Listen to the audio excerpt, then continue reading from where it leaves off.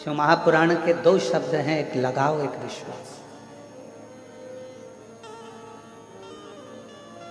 जितने जितने दुनिया के प्रवचन देने वाले हैं वो कहते हैं कि संसार में लगाव मत रखो, परिवार में लगाव मत रखो, धन में लगाव मत रखो, कुटुंब कबीले में लगाव मत रखो।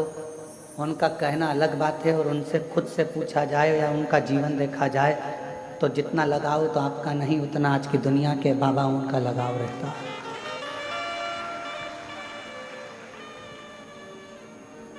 शिव पुराण कह रहे,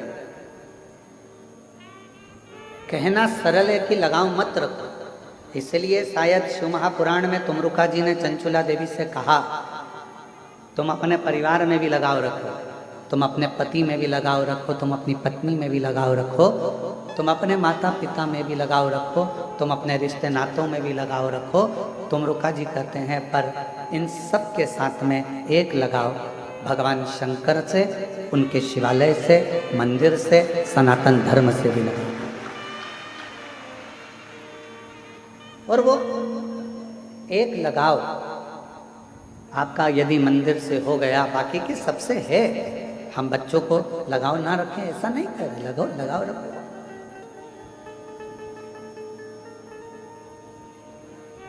लगाव लगाते लगाते एक लगाव मेरे भगवान से, मेरे शंभू से, मेरे त्रिकालदर्शी से, मेरे कैलाशी से, मेरे अविनाशी से, मेरे शंकर से अवश्य रखें। वो लगाव आपकी जिंदगी का सुख प्रदान करेगा, वो लगाव आपकी जिंदगी का सुख प्रदान करेगा। शिव से किया गया लगाव, बेस कम कर दे भाई।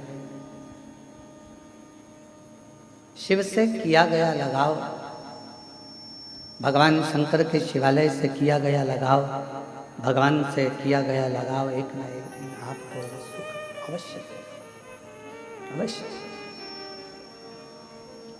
और मैंने तेरे भरोसे बाबा, तेरे ही भरोसे हवा में उड़ती बाबा, डोर घटो छठी राम पट्टी जवानी। भोले मैं तेरी कदम, शंभो मैं तेरी कदम, हवा उड़ती जवानी बाबा, डोर हटो छठी राम कटी जवानी। भोले मैं तेरी कदम, शंभो मैं तेरी कदम। शिव से लगाव रखो। हम जिस कक्ष में रहते हैं उस कक्ष के बाहर एक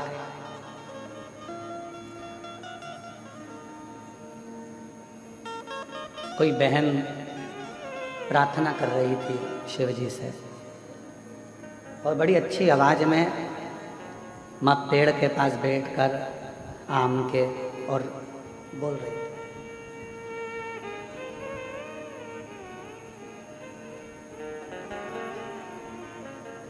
अब हम सुन रहे थे कि भाई क्या बोल रही है। उसने भगवान शिव जी से कहा, भोलेनाथ नजर लगे ऐसा रूप देना मेरे को। ऐसा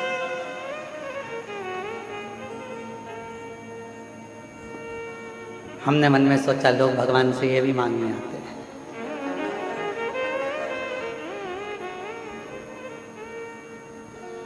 फिर बोली वो,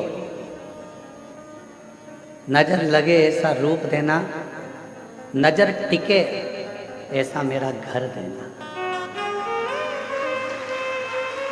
हमने कहा वाह। अब मन करा कि और सुनूं जरा बोल क्या रहे। फिर बोली, लोगों की नजरों की नींद उड़ जाए ऐसा मेरा व्यापार देना। ऐसा। और फिर बोली, मेरे नजरों में आप बसे रहो ऐसा वर देना। कृपा ऐसी कृपा।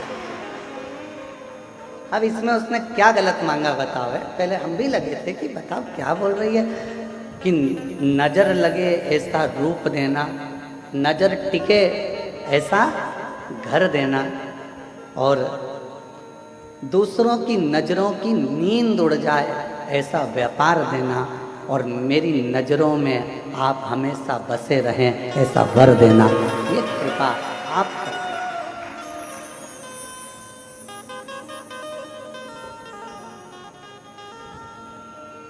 हमारा मन करा कि कितनी सुंदर बोली है, इसको कुछ गिफ्ट देना चाहिए।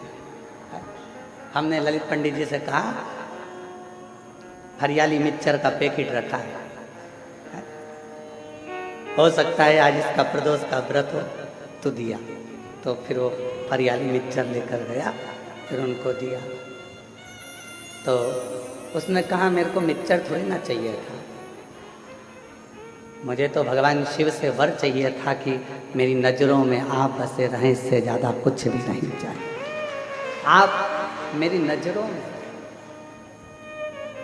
क्योंकि एक सांसारिक मनुष्य की दृष्टि में शिव अगर बस गए, भगवान शंकर आकर अगर बस गए तो जीवन एक आनंदित हो जाए।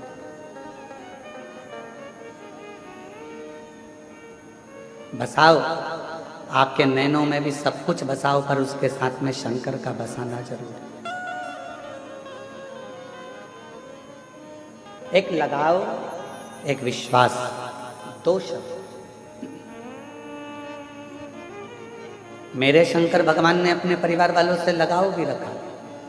ईमानदारी से बोलना, अगर शंकर जी का लगाव परिवार से नहीं होता तो अपनी धर्म पत्नी सती मां जल के भस्म हो गई और शिव जी ने तांडव रचा दिया। अगर लगाव नहीं होता तो तांडव होता था। लगाव।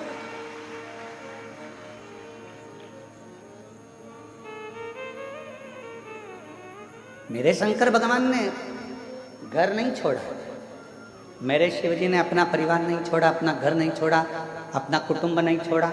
मेरे शंकर भगवान अपने परिवार बच्चों को नहीं छोड़ा।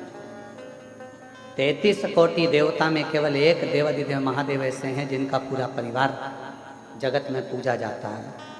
धर्मपत्नी पार्वती माँ दुर्गा की भी पूजन होती है, तो गणेश जी की भी पूजन होती है, षडानंद कार्तिकेय जी की भी पूजन होती है, रिद्धि सिद्धि बहुओं की भी पूजन होती है, तो शुभ लाभ की भी पूजन होती है पोतों की, पर पोतों की आमोद प्रमोद की भी पूजन होती है, तो मेरे शंकर भगवान की बेटियों की भी पूजन होती है। वो शिव है, वो शंकर है, वो करुणा सागर, वो त्रिकालदर्शी, वो कैलाशी, वो अविनाशी है, वो शिव है। और शिव जी ने, तुमरुका जी ने चंचुला देवी से कहा कि मेरे शंकर भगवान अपने भक्त को एक वर बहुत जल्दी देते हैं। कौन सा वर देते हैं? तो कहा शिव जी अपने भक्त को वर देते हैं, तू मेरे परिवार का अंग है। अगर तू मेरे मंदिर में आकर एक लोटा जल चढ़ा रहा है, मेरे मंदिर में आकर मेरी पूजन कर रहा है, सेवा कर रहा है, चाकरी कर रहा है, तू मेरे मंदिर में सेवा चाकरी में लगा है, तो तू मेरे परिवार का अंग है। मैं अपनी धर्म पत्नी की पूजन करा सकता हूँ, बेटों की करा सकता हूँ, बेटियों की करा सकता हूँ, पोता पोती की पूजन करा सकता हूँ। तो शिव जी कहते हैं जो मुझे भजता है उसकी भी जगत में मैं जय जयकार करा देता हूँ। उसकी मेरे शंकर प्रधानी, मेरे त्रिकालदर्शी, मेरे कैलाशी अविनाशी शिव, करुणा सागर, दया सागर, मेरे शंकर, मेरे शंभु, जो उसको भजता है पूजता है उसका भी जय जयकार वो करा देते हैं। आप खुद अंदाजा लगाओ, आप खुद स्मरण करिए, आप खुद विचार करिए।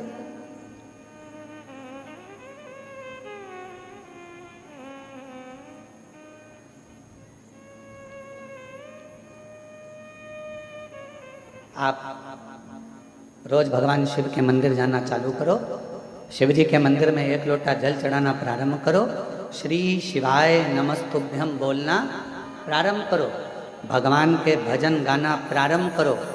मोहल्ले में, कॉलोनी में तुम्हारा वैल्यू इतनी ऊपर हो जाएगी कि मोहल्ले में कोई भी धार्मिक कार्यक्रम होगा, सबसे पहले निमंत्रण तुम्हारे पास ही आएगा।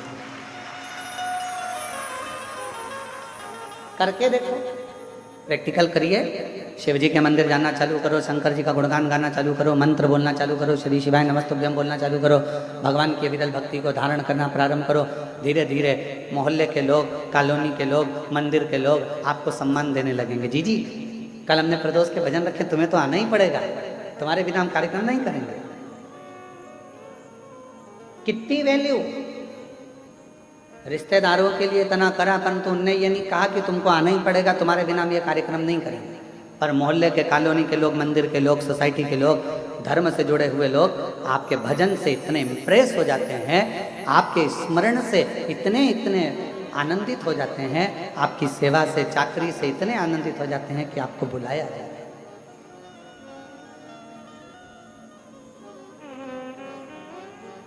आप सेवा में लगो तो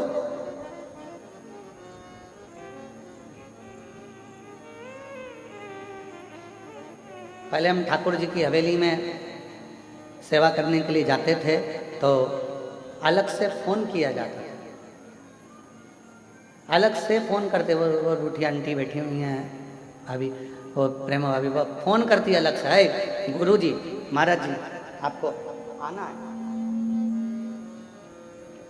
श्रृंगार करने के लिए, बाबा के लाड लड़ाने के लिए, ठाकुर जी के आज नौका विहार है, आज ये करना है, आज वो करना है, अलग से। तो घर के लोग कहते थे तुम बड़े वीआईपी हो, तुम्हें अलग से फोन कर कर बुलाया जाता है, और इतने सारे दर्शन करने आते हैं उनको नहीं बुलाते। हमने कहा जो ठाकुर की सेवा में, शिव की सेवा में, भगवान की सेवा में जो लगा हुआ है उसको अलग से ही फोन कर कर बुलाया जाता है, क्योंकि ये मेरी सेवा में लगा अलग से। और अंत समय प्रभु आना पड़ेगा, वचन दिया तो निभाना पड़ेगा। आए ना आए प्रभु कुटुंब कबीरा, अंत समय प्रभु आना पड़ेगा, वचन दिया तो निभाना पड़ेगा, अंत समय प्रभु आना पड़ेगा, वचन दिया तो निभाना पड़ेगा। शिव मेरे वचन को निभाते हैं। आप बस दो शब्द अपने अंदर उतार लो, एक लगाव, एक विश्वास।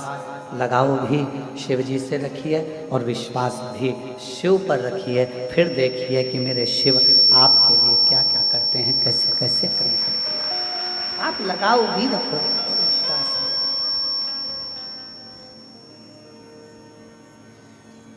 और फिर निवेदन है आप सबसे, संत नहीं बनना अपना, साधु नहीं बनना अपन को, अपन को सन्यासन भी नहीं बनना।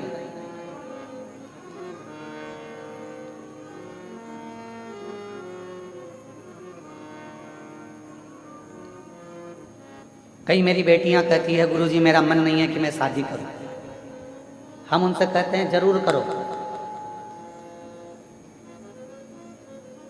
अरे गुरुजी हमारे घर का हाल देख रहे हैं, परिवार देख रहे हैं, इन लोगों को देख रहे हैं, उन लोगों को देख रहे हैं, सब रो रहे हैं, शादी करके करेंगे क्या? हमने कहा नहीं नहीं नहीं, करो, जरूर करो। क्यों? भगवान जितनी जल्दी संतों पर कृपा नहीं करता, उतनी जल्दी गृहस्थी पर कृपा करता है। आवाज ठीक नहीं है, गला पकड़ रहा है। भगवान जितनी जल्दी संतों पर कृपा नहीं करता, उतनी जल्दी गृहस्थी पर कृपा करता है। साधु, सन्यासी, तपस्वी, साधक, उपासक पर जितनी कृपा नहीं करता, उतनी जल्दी जो काम में लगा है, व्यापार में लगा हुआ है, घर में लगा है, परिवार के भरण पोषण में लगा है, चलते फिरते राम राम राम राम कर रहा है, भगवत नाम बोल रहा है, नाम जाप कर रहा है, भगवान उतनी जल्दी कृपा उस पर करते हैं। संत तुकाराम जी मीराबाई, कर्माबाई, नामदेव जी, इन सबको देखो, सबको देखो।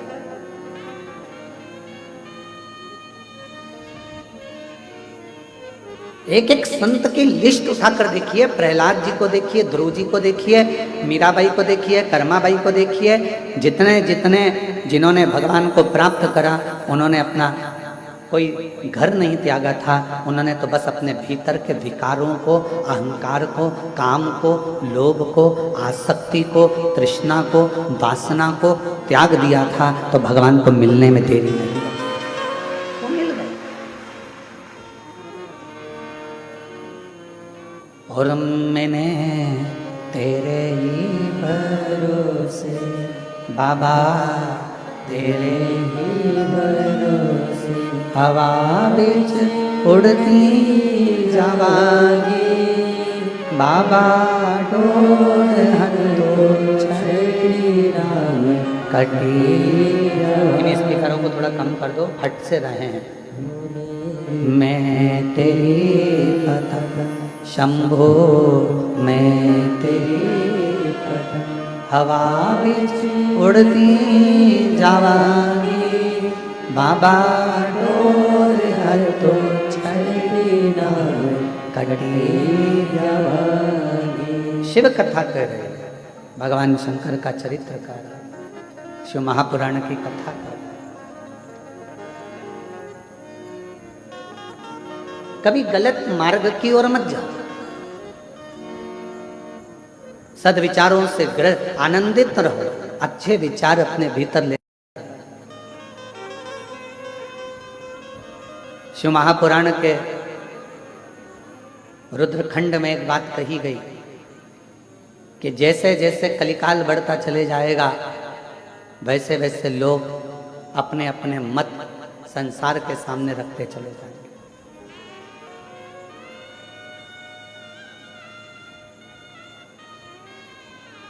कलिकाल बढ़ेगा, लोग अपने अपने मत रखेंगे। कोई कहेगा नमः शिवाय बोलो, कोई कहेगा ओम नमः शिवाय बोलो, कोई कहेगा राम राम बोलो, कोई कहेगा हरे कृष्ण बोलो, कोई कहेगा ये बोलो, कोई कहेगा वो बोलो, कोई कहेगा इसको मत बोलो, कोई कहेगा ऐसा मत बोलो। जैसे जैसे कलयुग बढ़ता चले जाएगा, जैसे जैसे कलयुग बढ़ेगा, वैसे वैसे लोग अपना अपना मत रखेंगे। अब दुनिया के लोग अपना मत रख रहे हैं, तो तुम भी अपना मत रखो।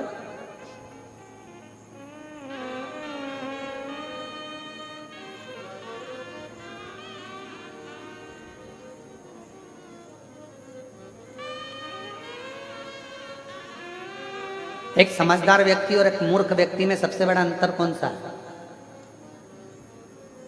जम के बोलो जरा जल्दी से। समझदार व्यक्ति और मूर्ख व्यक्ति में सबसे बड़ा अंतर कौन सा है? समझदार व्यक्ति और मूर्ख व्यक्ति में सबसे बड़ा अंतर है, मूर्ख व्यक्ति के कान में कोई भी कुछ भी आकर भर कर चले जाता है और वो भड़क जाता है, और समझदार व्यक्ति पहले सोचता है, विचारता है, फिर उसका जवाब देता है, भड़कता नहीं है। ये समझदार और मूर्ख व्यक्ति के अंदर अंतर है। अब उसमें संसार के लोग, आप लोग, हम, आप कौन हैं, ये आपके और हमारे ऊपर निर्भर करता है। किसी ने कुछ कहा, आप भड़क गए। किसी ने कुछ बोला, आपको आग लग गई। किसी ने कुछ कहा, आपने तुरंत क्रोध कर दिया। किसी ने कुछ बोला, आपने अपशब्द कह दिया। ये मूर्खता है, ये मूर्ख व्यक्ति की निशानी। और समझदार व्यक्ति की निशानी, अगर किसी ने कुछ कहा है तो पहले उस पर विचार किया जाए, समझा जाए। 2 दिन, 5 दिन, 7 दिन, 3 दिन, 4 दिन, 1 दिन उस पर विचार करो, थोड़ा समझो।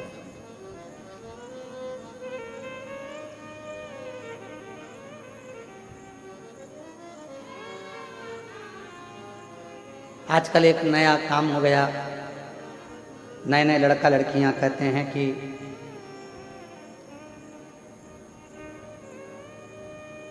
गलत भोजन में, नॉनवेज में दिक्कत क्या।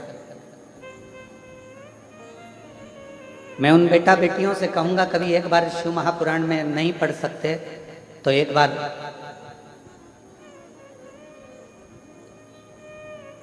उज्जैन में 84 महादेव में एक महादेव हैं 21वें नंबर के, उनका दर्शन कर कर। उज्जैन में जाकर दर्शन नहीं कर सकते तो काशी के 80 घाट के नजदीक में एक मंदिर है, उसका दर्शन कर कर। वहां भी नहीं जा सकते तो आंध्र प्रदेश का एक मंदिर है, उसका दर्शन कर कर आओ।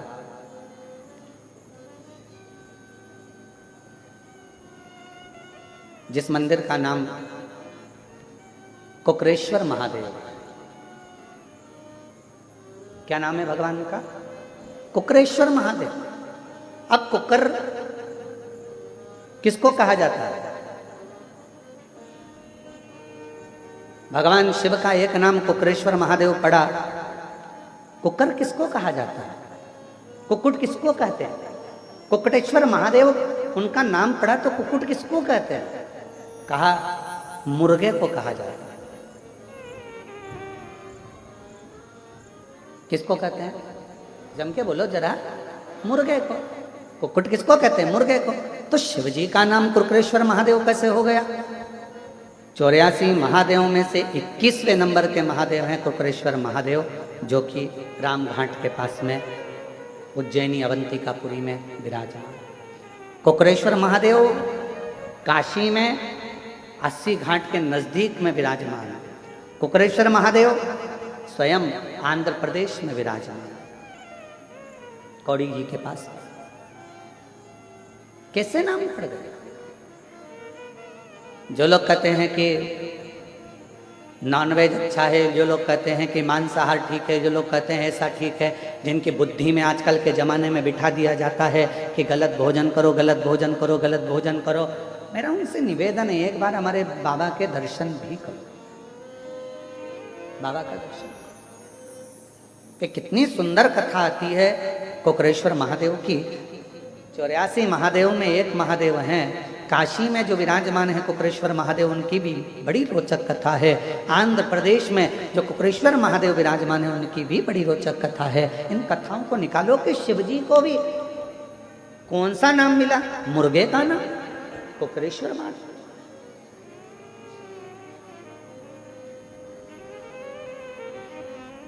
कोई उनको कुकटेश्वर महादेव कहता है, कोई उनको कुकरेश्वर महादेव कहता है। ऐसा नाम क्यों रखा?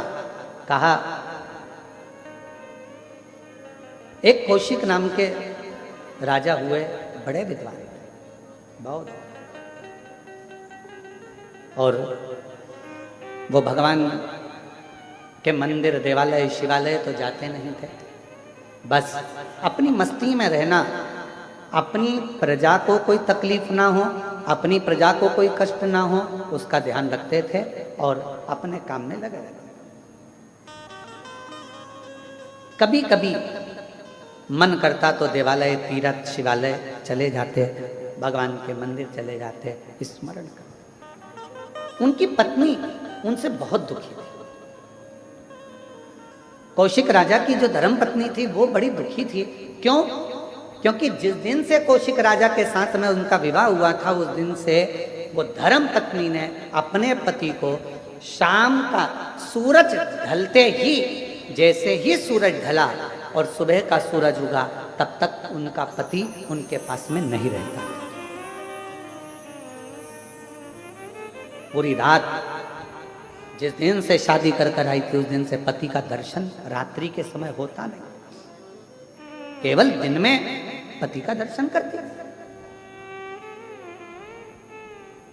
सुबह से लेकर सुबह का सूर्य उगेगा, उससे लेकर रात्रि का, शाम का सूर्य अस्त होगा, तब तक पति का दर्शन होता था, पर रात्रि के समय पर पति का दर्शन नहीं होता था। कौशिक राजा कहाँ चले जाता था मालूम नहीं पड़ता था। पत्नी बड़ी दुखी थी। शादी को मेरे इतने साल हो गए, शादी हुए 25-30 साल हो गए, पर पति रात को कहाँ जाता है पता नहीं पड़ता, कहाँ गायब हो जाता है मालूम नहीं पड़ता। बड़ी दुखी थी, आंख में आंसू भर गए। इतने साल निकल गए और मेरा पति आखिर रात्रि को जाता कहाँ? अब चिंता तो व्यापी। और शंभो शरण पड़ी मांगूं घड़ी रे, दुख काटो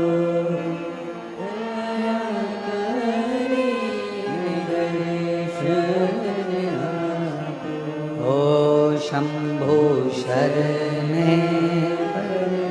मांगू घड़ी रे दुख काटो दया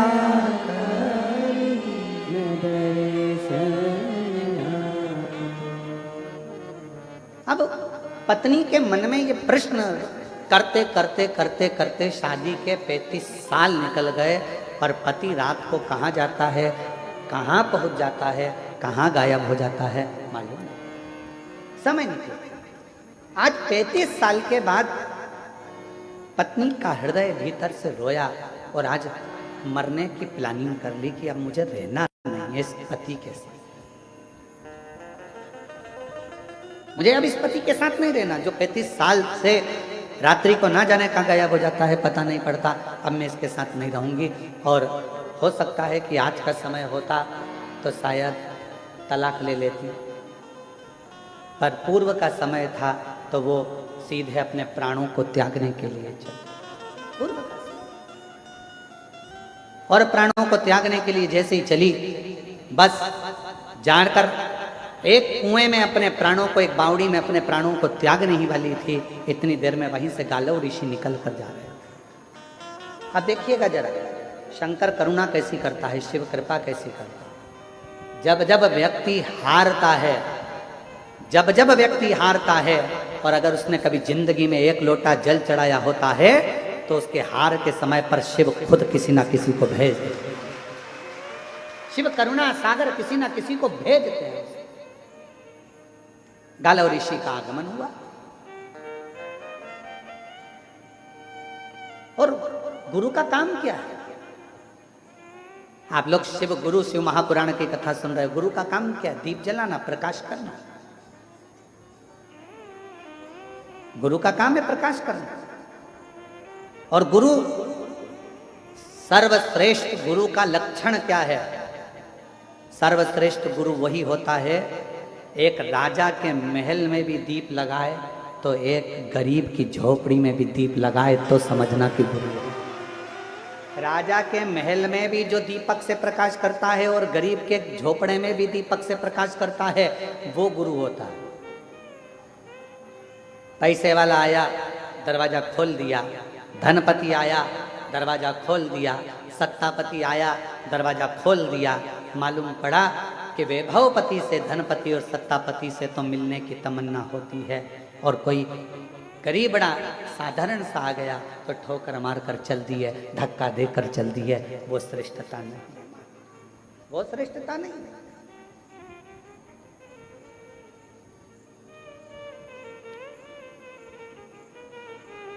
एक साधारण भी आए तो उसका सम्मान, और एक राजा भी आए तो उसका सम्मान, एक धनपति भी आए तो उसका सम्मान, और एक गरीबड़ा भी आए तो उसका सम्मान, उसके अपमान ना।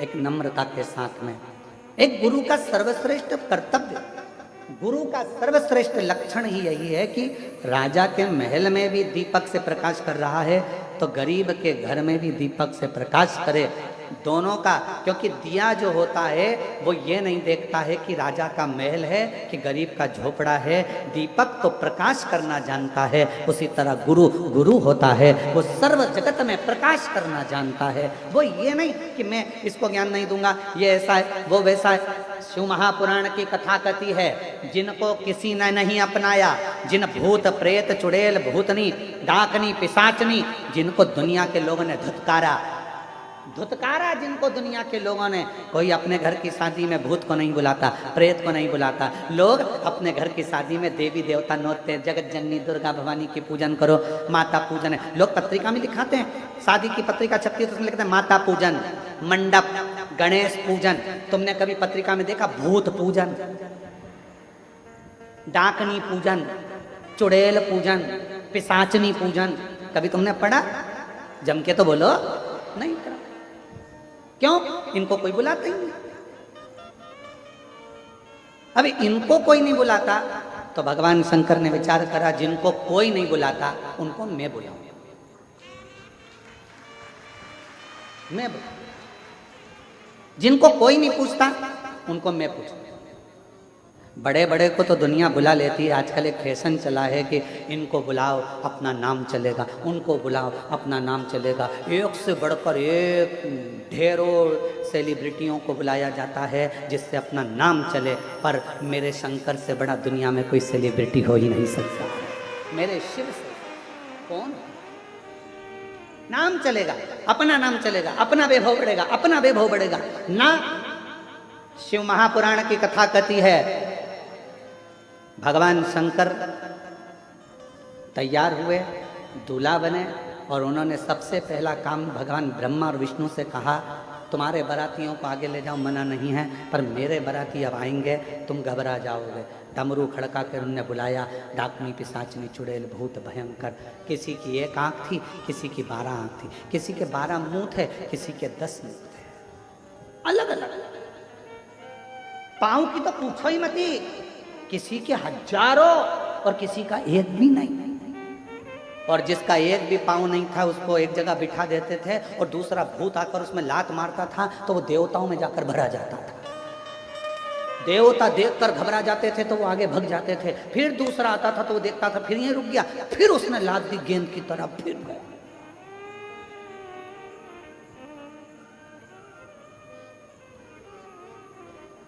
एक जगह पर भगवान शंकर का नंदी पहुंच गया और वो जो बिना पांव वाला भूत था वो बैठा था। शंकर जी ने उसको हंसकर पूछा, क्यों रे, क्या हो गया? वो भूत बोला, बहुत देर से लोग मुझे लाती लात मार रहे हैं, बहुत देर, कुछ कृपा करो ना प्रभु, अभी पीछे से और आ रहे होंगे, फिर लात देंगे धर के। शंकर भगवान अपने भक्त को बल देते हैं। तो शिव जी ने कहा उस भूत से, क्यों चिंता करता है, हल्का रहेगा तो लात मारेंगे, मेरा वर है तुझे, एकदम भारी हो जा, एकदम भारी पत्थर की तरह, फिर देखूं लात पड़े कि नहीं पड़े। फुटबॉल का मैच देखा है आप लोगों ने? फुटबॉल का, अरे जम के तो बोलो। फुटबॉल के मैच में एक अकेली फुटबॉल को इधर से भी लात, उधर से भी लात, इधर से भी लात, उधर से भी लात मारी जाती है। क्यों मारी जाती है? क्योंकि वो अंदर से खाली होती है। अगर वो फुटबॉल में रेत भर दी जाए, पत्थर भर दिया जाए, तो किसी के बाप में दम हो तो मार के बता। फुटबॉल खाली है तो लात पड़ रही है, भरा गई तो किसी में दम नहीं कि लात मार दे। शंकर भगवान हमेशा बल देते हैं।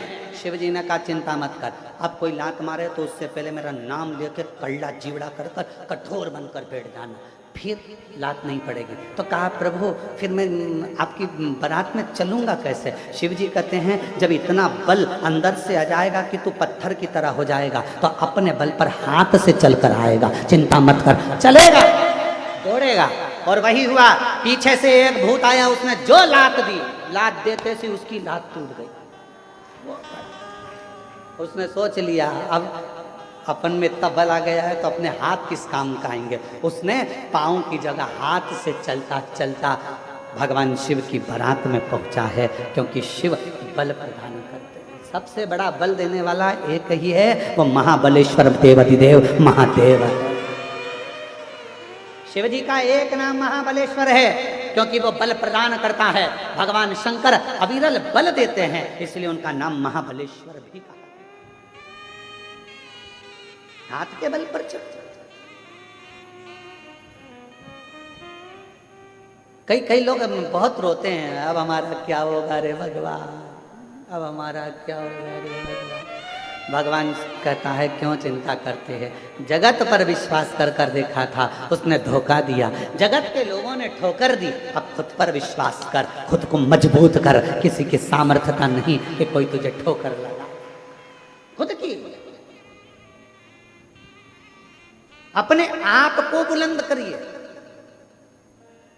दूसरे की चमक से कभी मत चमको, अपनी चमक बरकरार रखो, दूसरे की चमक से नहीं, अपनी चमक बरकरार रखो। विचार करा कि मेरे प्राण छोड़ जाए। कौशिक राजा की धर्मपत्नी मरने के लिए, प्राण छोड़ने के लिए बावड़ी पर, कुएं पर पहुंच गई। सामने से गालव ऋषि ने रोक दिया, क्या कर रही हो, कौन हो तुम? मैं कौशिक राजा की पत्नी। क्यों, हुआ क्या, क्या हो गया? महाराज 35 साल हो गए मेरी शादी को, पर मेरा पति दिन में तो दिखता है पर रात में नजर नहीं आता। ना जाने कहाँ चले जाता है, दिखता भी नहीं है, ओझल हो जाता है, समझ नहीं आता क्या करूं। इतने में गालव ऋषि ने उस बेटी का सांत्वना देकर कहा, चल तू मेरे आश्रम में चल, मैं तुझे एक उपदेश देता हूँ। आश्रम में ले गए, उसको फल दिया, खाने को बिठा दिया और कहा, क्यों चिंता करती है, क्या बात है। उसने कहा, बात केवल इतनी है, मेरी शादी को 35 साल हो गए, मेरा पति दिन में तो दिखता है पर रात में नजर नहीं। इतनी सी बात। हाँ, क्या नाम है तेरे पति का? राजा कौशिक मेरा पति। राजा कौशिक, वो तो बड़ा विद्वान है, बड़ा विद्वान है। हाँ, भक्त भी है। हाँ, उसके साथ ऐसा होता है। हाँ, तब गालव ऋषि ने शिव जी की आराधना कर कर और मानसिक शिव की पूजन कर कर शंकर भगवान से पूछा, बाबा आप बताओ कि ये क्या हो रहा है। शिव की आज्ञा हुई, ध्यान लगा कर देखा तो गालव ऋषि ने कौशिक राजा की पत्नी से कहा, तेरा पति पूर्व समय में राजा विदुरथ का बेटा था। एक राजा हुए हैं विदुरथ, उनका पुत्र पूर्व समय में तेरा पति राजा कौशिक पूर्व समय में राजा विदुरथ का बेटा था। और इतना सुंदर था, इतना सुंदर था, सारे ठाट उसके हाथ में थे, सारी स्त्रियों का भोग भी वो भोगता था, सारे साज का भोग वो भोगता था। पर एक गलत काम वो करता था, क्या कि वो सुबह से लेकर शाम तक मुर्गा को मारकर, कुक्कुट को मारकर उसके मांस का भक्षण करता था, उसके मांस का भक्षण करता था।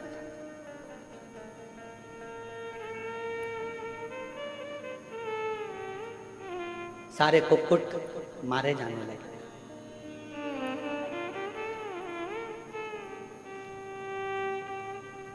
प्राण छूटने लगे, सारे मुर्गा उनके, सारे कुक्कुट उनके।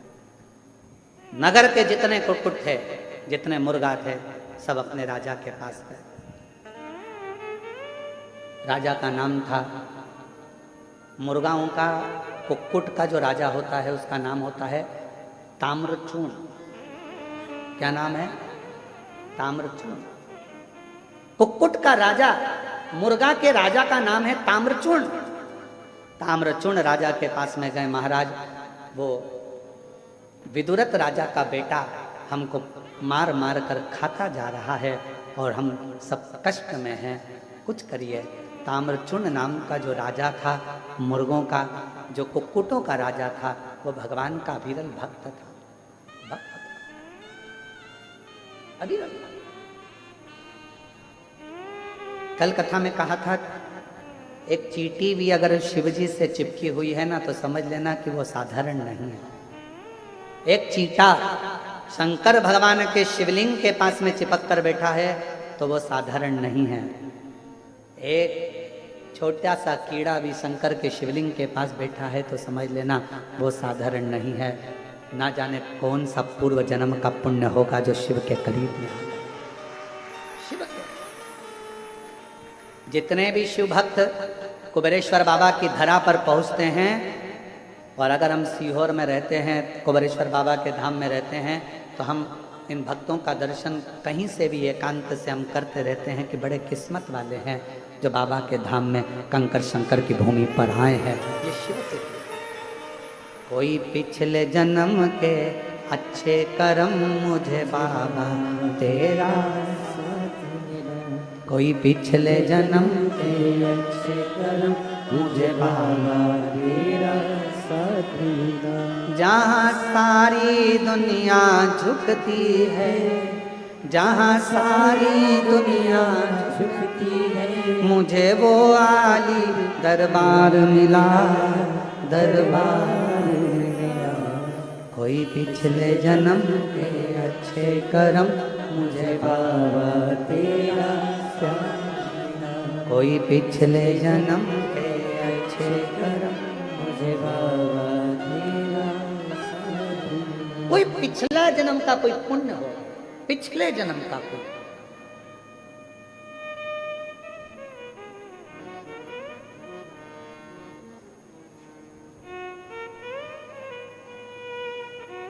और पिछले जन्म का कोई पुण्य होगा जो आप शंकर जी के इस कुबेरेश्वर धाम में आकर बैठे, कोई पिछले जन्म का पुण्य होगा जो आप शिव जी की कथा को सुन रहे हैं, कोई पिछले जन्म का हमारा पुण्य होगा जो शिव जी की कथा को बाँच रहे हैं, कोई पिछले जन्म का पुण्य होगा जो बाबा की इस पवित्र धरा का लाभ ले रहे हैं। ये पूर्व का सुख, आज का नहीं।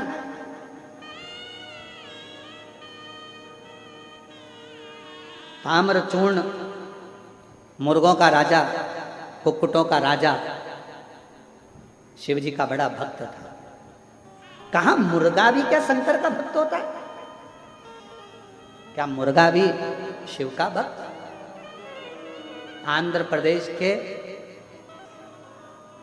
कुकुरेश्वर मंदिर में जाकर पूछना तो वहां बताया जाएगा कि गयासुर यज्ञ पूर्ण करे, उसके लिए भगवान शंकर मुर्गे का रूप रहकर कोक भर देते हैं, तो भगवान शंकर महाकुकुरेश्वर महादेव के रूप में पूजा। कभी जाकर देखिए। कई लोग तो काशी में भी रहते हैं, तो काशी में भी भगवान शंकर के जो अविरल मंदिर हैं, बहुत सारे बहुत मंदिर हैं काशी में, छोटे छोटे, जिनका स्मरण लिंग पुराण में आता है, स्कंद पुराण में आता है, और सुंदर कथाओं का लाभ। आप जो कथा सुन रहे हैं, ये कथा भी स्कंद पुराण के काशी खंड के 53वें नंबर के अध्याय की है। और यही कथा अवंतिका खंड स्कंद पुराण में भी वर्णन करी गई। यही कथा। आप लाखों की संख्या में आए हो भगवान शिव की अविरल भक्ति को श्रवण करने के लिए। बस लोग कहते हैं सियोर वाले महाराज जी ना जाने कहाँ से कथा बाजते हैं, ना जाने कहाँ से कथा बोलते हैं। तो सबसे निवेदन है, हम केवल शिव महापुराण ही नहीं, सारी पुराणों का सार लेकर जहाँ जहाँ से शिव को लिया जा सकता है, जहाँ जहाँ से मेरे ओघड़दानी से कुछ सीखा जा सकता हो, जहाँ से मेरे शंकर भगवान करुणा कर सकते हैं, वहाँ वहाँ से शिव की पवित्र कथा का लाभ आप तक पहुँचाने का प्रयास किया जाए। पूरा प्रयास ये करा जाता है कि शंकर जी की कथा आप तक पहुंचे। एक एक स्कंद पुराण हो, चाहे लिंग पुराण हो, चाहे नर्मदा पुराण हो, चाहे भविष्य पुराण हो, कूर्म पुराण हो, चाहे नारद पुराण हो, चाहे जो पुराण हो, वामन पुराण, वराह पुराण, जो पुराण, उसका सबका सार आप तक पहुंचे।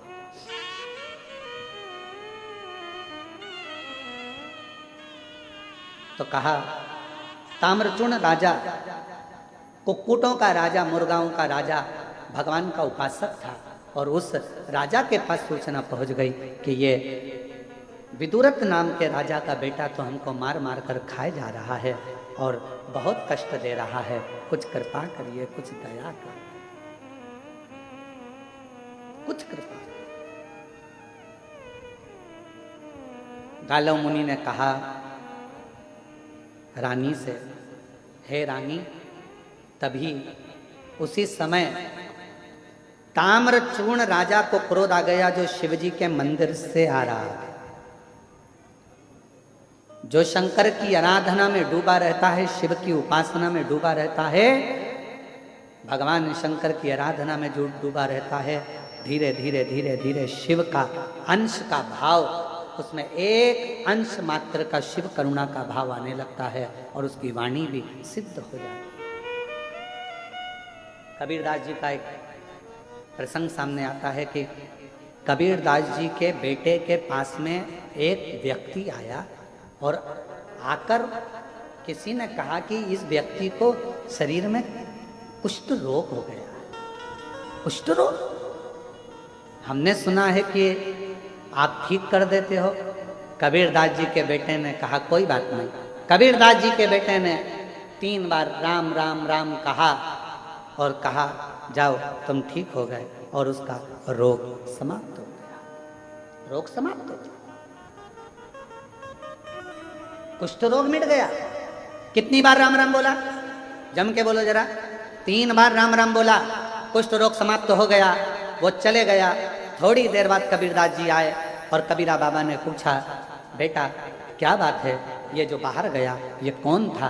कहा इसके शरीर में कुष्ठ रोग हो गया था, बीमार था, आस लेकर आया था, इसलिए मैंने 3 बार राम राम राम राम कहकर उसका रोग समाप्त कर दिया। कबीरदास जी की आंख में जल झलक गया। कबीरा बाबा ने कहा अपने बेटे से, तुम्हारी भक्ति अभी प्रबल नहीं हुई है, तुम्हारा विश्वास अभी प्रबल नहीं हुआ, इसलिए तुम्हें 3 बार राम राम कहकर दुख मिटाना पड़ रहा है। जिस दिन तुम्हारा विश्वास और भक्ति प्रबल होगी, मुख से नाम नहीं निकलेगा, घट की जिभ्या में राम होगा और देख लोगे उतने में दुख कट जाएगा। केवल देखो और दुख कटे, समझ लेना कि तुम्हारा भगवान पर भरोसा बढ़ गया है। तुम्हारे देखने से, मात्र तुम्हारी दृष्टि से उसका दुख कटने लगा। केवल देखने से दुख कट रहा है, समझ लो कि तुम्हारा विश्वास उस इष्ट के प्रति, तुम्हारा भरोसा उस परमात्मा के प्रति और तुम्हारा सिद्धता उस मंत्र के प्रति बढ़ गई है। मंत्र,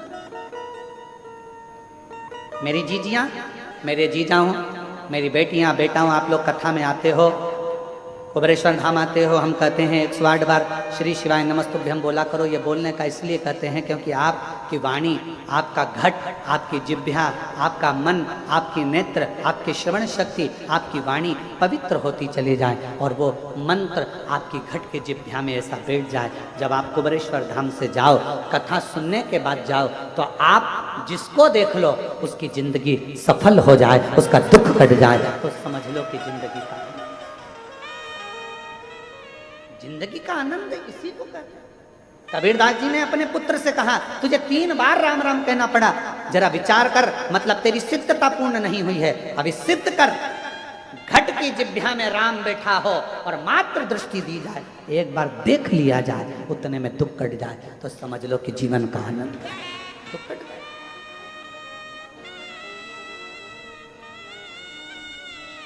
और मेरे भोले तेरा सहारा है, मेरे भोले तेरा सहारा है, मेरी नैया का तू किनारा है, मेरी नैया का तू किनारा है, मेरे बाबा तुझे पुकारा है, मेरे बाबा तुझे पुकारा है, मेरी नैया का तू किनारा, मेरी नैया का तू किनारा। कोई शिव का भक्त, कबीरदास जी का पद याद रखना कि कबीरदास जी ने अपने बेटे से कहा था कि भगवान की ऐसी सिद्धता प्राप्त कर, ऐसा मंत्र जाप कर, ऐसा स्मरण कर कि बोलना भी नहीं पड़े और सामने देखा और उसको रोग मुक्त हो जाए, तकलीफ मिट जाए, कष्ट मिट जाए, मात्र देखने से। और कृपा की न होती जो आदत तुम्हारी, तो सुनी अदालत तुम्हारी, गरीबों के दिल में जगह तुम न पाते, तो किस दिल में होती इबादत तुम्हारी। आप केवल दृष्टि पड़े और सुख मिल जाए। एक पत्र है, अच्छा है, देखिए।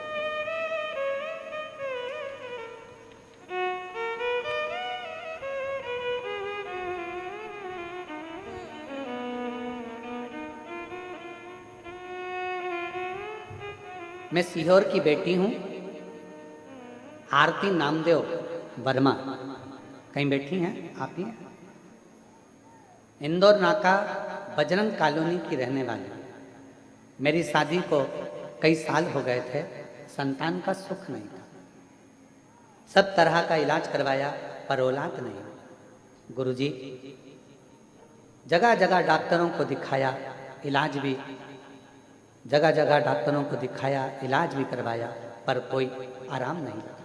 फिर मुझे मेरी बहनों को और मम्मी ने आपकी कथा के बारे में बताया।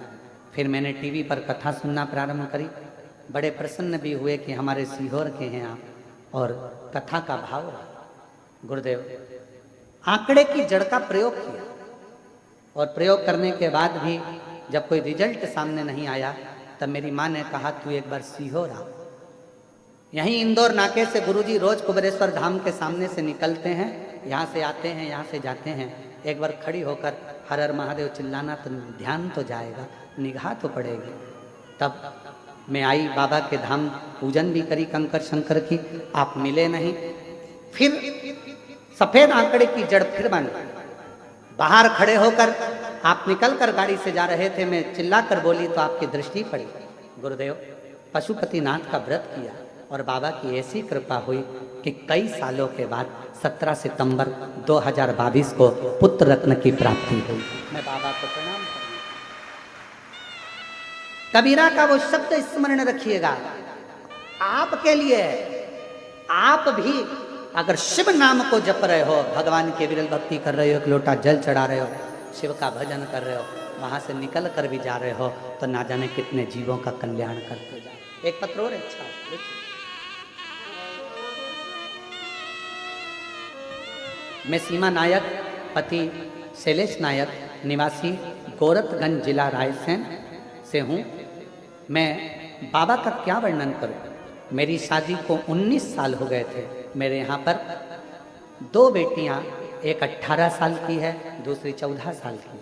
पर एक स्त्री को जो सम्मान मिलना चाहिए, क्या पता दुनिया के लोग क्यों ऐसे होते हैं गुरुदेव कि लड़का होने पर सम्मान करते हैं पर लड़की के बाद सम्मान नहीं करते। ये दुनिया की रीत है भाई। पर मेरा आपसे निवेदन है, जहां बैठे हैं आ सकते हैं बेलपत्र लेने के लिए, पर निवेदन करूंगा, बेटा होने के बाद लोग कहते हैं सम्मान मिलता है, पर मेरी दृष्टि कहती है जो सम्मान बेटी होने के बाद देवलोक में मिलता है वो सम्मान कहीं नहीं। ये दुनिया की गलत सोच है, गलत विचार है कि बेटा होना चाहिए, बेटा होना चाहिए। अरे भाई, बेटा एक कुल को और बेटी 2 कुल को तारती है। गुरुदेव 18 साल की बेटी हो गई तो भी लोग ताना देते थे, 2 लड़की है, 2 बेटियां हैं, बेटा नहीं, बेटा नहीं। ना जाने क्यों लोग अलग से छिटक देते हैं। ऐसा लगता है कि क्या बेटी का होना श्रेष्ठ नहीं। तब किसी ने कहा कि सियोर वाला महाराज की कथा टीवी पर आती है, सुना करो। तब मैंने 2023 में पति के साथ 1 लोटा जल चढ़ाना चालू करा। 2024 में सीहोर आ गई, महाशिवरात्रि रुद्राक्ष महोत्सव 7 दिन इसी पंडाल में बैठकर कथा सुनी, पशुपतिनाथ का व्रत किया, बाबा से प्रार्थना करी और बाबा ने मेरी सुन ली। मेरी बेटी एक 18 साल की है, एक 14 साल की है और बाबा की कृपा से आज 2024 दिसंबर के महीने में मेरे बाबा ने सबका मुंह बंद कर दिया, मुझे लड़का दे दिया। मैं बाबा को प्रणाम करूँ। बेटे का फोटो भी लगा रहे हैं, कहीं बैठी हो तो आ सकती हैं, जिन जिन के नाम लिए जा रहे हैं वो आ सकते हैं। सीहोर वाली बेटी भी आ सकती है। एक पत्र और बड़ा सुंदर है,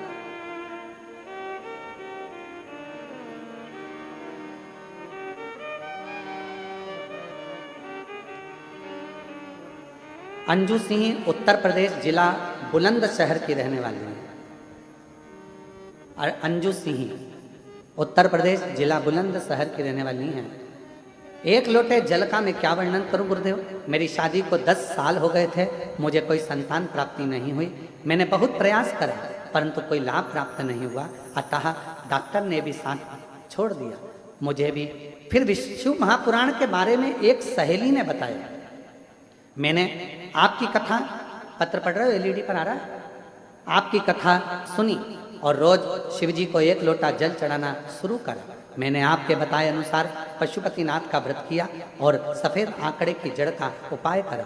बाबा की कृपा से उसी महीने मेरा गर्भ ठहर गया। बाबा ने ऐसी करुणा करी, 10 साल के बाद मुझे पुत्र रत्न की प्राप्ति हुई। मैं बाबा को प्रणाम करने के लिए आया। शिव उपासना किसको कहते हैं? और तेरी कृपा का क्या है भरोसा, कब किस पर हो जरा सी हो जरा सी। एक पत्र और है, अच्छा है, देखिए। मेरा नाम राजू बाई, पति संजय है, गांव तनोड़िया, जिला आगर, मालवा, मध्य प्रदेश की रहने वाली हूँ। 1 लोटे जल का मैं वर्णन करूं, 2022 में मेरे बेटे मोहित सिसोदिया ने आर्मी की तैयारी करी उसमें 2 सेकंड फासला रह गया, रस्सी खींच दी गई, बेटा निराश हो गया। कोशिश करना, फिर अगली बार फिर कोशिश करना, मैंने बेटे को समझाया। तब 2023 में भर्ती आई। गुरुजी, मैंने कहा कि सीहोर वाला महाराज कहता है बाबा का नाम लेकर अपनी मेहनत को 4 गुना बढ़ाओ, अपनी मेहनत को 4 गुना बढ़ाओ और पशुपति व्रत करो। तो मेरे बेटे मोहित ने 2 बार पशुपतिनाथ का व्रत करा और मैंने सोमवार का व्रत किया। और मोहित ने मेहनत करी, दिन रात 4 गुना पढ़ाई भी करी, क्योंकि आप कहते हो कि मेहनत को 4 गुना करो। और अब की बार बेटा कहता है कि 100% मेरा नंबर आएगा। बाबा की क्या वर्णन करूं गुरुदेव, बेटे ने मेहनत तो करी पर फिजिकल में 100% अंक जो लाना थे वो रह गए। फिर बेटा घबरा गया, अंत में फिर तैयारी करी और मेरा बेटा उस समय पर बहुत रोया। कहा ठीक है, एक बार फिर बाबा करुणा करेगा। तब हमारे बेटे को लेकर सीहोर आई, बाबा के धाम पर विश्वास के साथ महाशिवरात्रि की कथा चल रही थी सीहोर में। तो मैंने मेरे पति से कहा कि मुझे बाबा के चरणारविंद का स्मरण करो, सीहोर की कथा में ले चलो। और मेरे पति सीहोर में मुझे लेकर आ गए। पंडाल में हमने कथा सुनी, बाबा से प्रार्थना करते रहे। गुरुदेव, हमारे पास में उस समय पर तकलीफ चल रही थी, किराए का नहीं था, तो 500 रुपये दूसरे पड़ोसन के लेकर आई थी। बाबा से बस प्रार्थना करने आई थी। बाबा, मैंने सुना है रुद्राक्ष महोत्सव में शिवरात्रि के समय पर जो आता है तेरे पंडाल में तो उसकी झोली भरकर भेजता है। बाबा, मेरे बेटे का नाम नहीं आया, कुछ करुणा कर। हम तो यहीं थे गुरुदेव। और तभी महू आरओ से ऑफिस से फोन आ गया कि तुम्हारे बेटे का सिलेक्शन हो गया है। तब मेरे बाबा ने मेरे ऊपर खुशी की भरमार कर दी। मैं बाबा को यहाँ प्रणाम करने आई। गुरुदेव, मेरे बेटे का मन था कि जब मैं आर्मी में नौकरी करूं तो मेरा पहली कहीं नौकरी ऐसी हो कि मैं भोलेनाथ की सेवा करूं। आज मेरे बेटे की ज्वाइनिंग होने के बाद बेटे की पहली नौकरी अमरनाथ की ड्यूटी लगी है। अमरनाथ में मेरा बेटा ड्यूटी कर रहा है। बेटे का फोटो लगा रही हूं, बेटे का फोटो लगाया गया है। अब मेरा बेटा आर्मी में हो गया। जहां बैठे हों आ सकते हैं जिनका नाम लिया। और तेरी कृपा का क्या है भरोसा, कब किस पर हो जाए जरा सी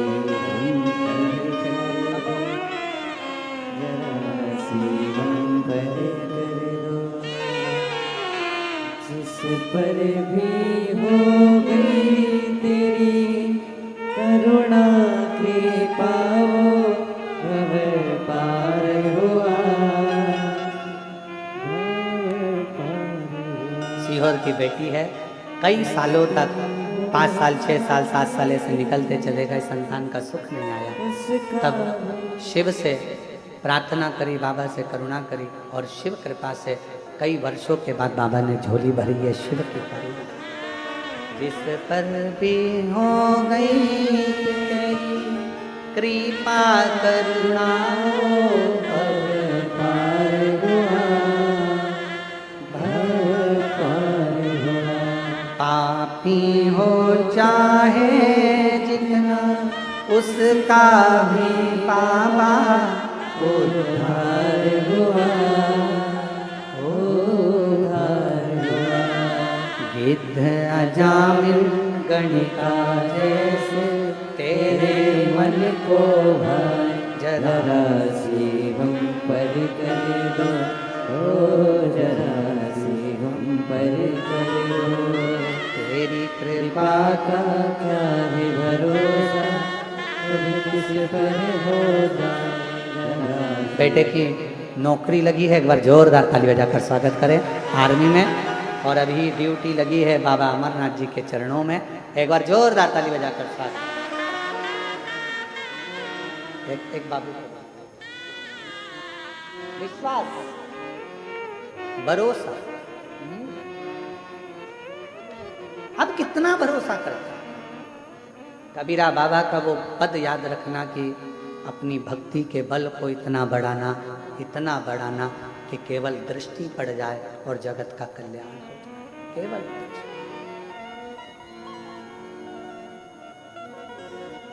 एक नजर कृपा की कर दो ओ भोले त्रिपुरारी, एक नजर कृपा की कर दो ओ भोले त्रिपुरारी, ओ भोले त्रिपुरारी, ओ भोले त्रिपुरारी, एक नजर कृपा की कर दो ओ भोले त्रिपुरारी, निर्धन की झोली भर दो ओ भोले त्रिपुरारी, निर्धन की झोली भर दो ओ भोले त्रिपुरारी। तुम आना भोले बाबा, तुम आना भोले बाबा, मेरे मकान में तेरा डमरू डम डम बाजे सारे जहान में। तुम आना भोले बाबा, तुम आना भोले बाबा, मेरे मकान में तेरा डमरू डम डम बाजे सारे जहान में। तुम आना भोले बाबा, तुम आना भोले बाबा, मेरे मकान में सब गाइए तेरा डमरू डम डम बाजे सारे जहान में। तुम आना भोले बाबा, तुम आना भोले बाबा।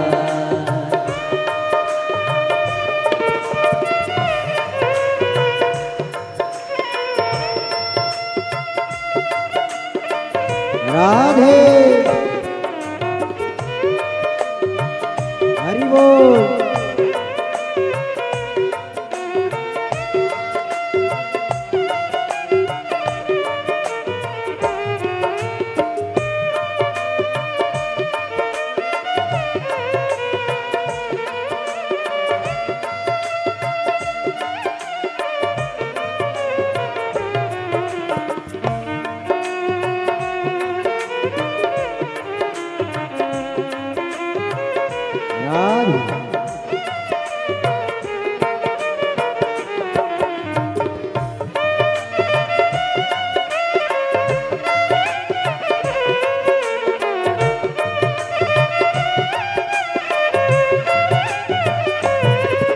हरि बोल।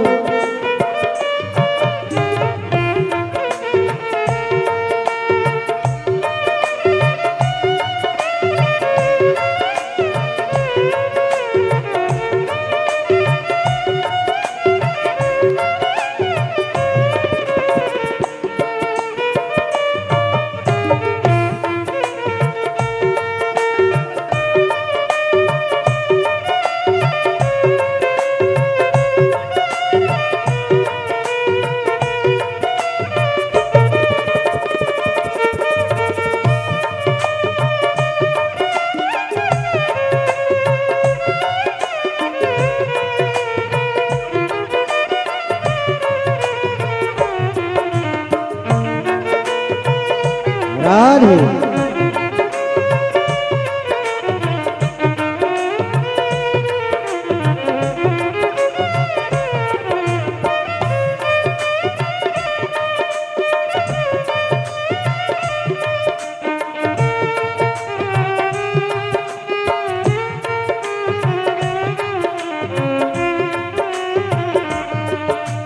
पार्वती को लाना, गणपति जी को लाना मेरे मकान में, तेरा डमरू डम डम बाजे सारे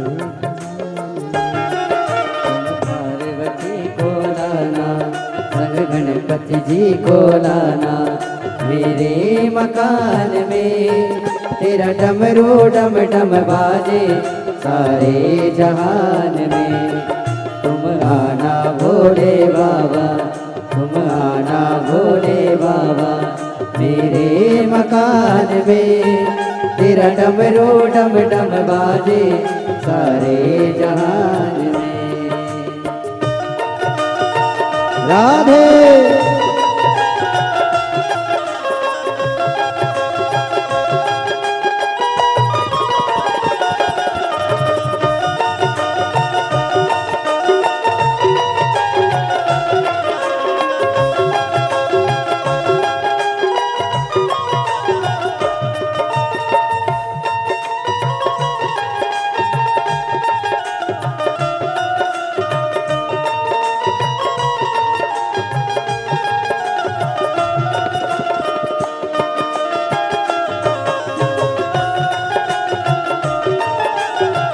राधे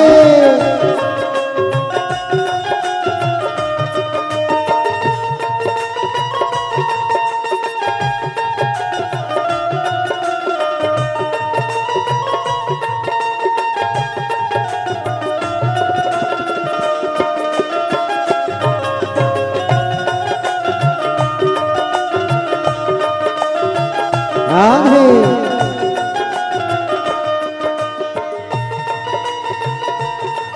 हरि बोल